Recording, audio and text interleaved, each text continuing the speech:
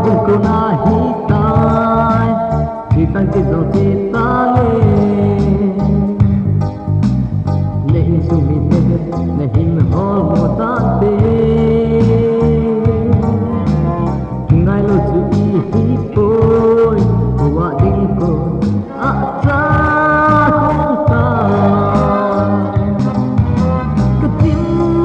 tuay go Nangtoh lenkhom Wo chung chon ka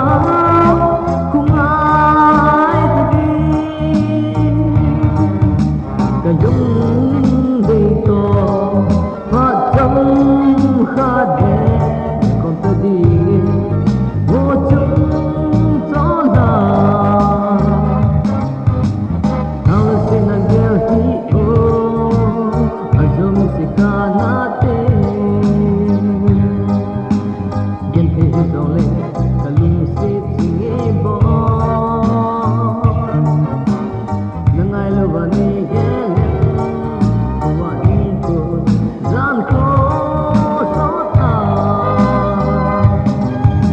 Kating tuay ko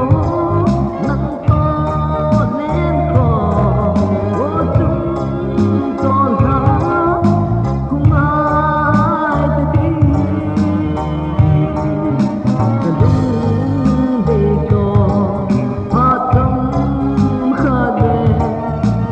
Lenkhom tadi Wo chung chon ka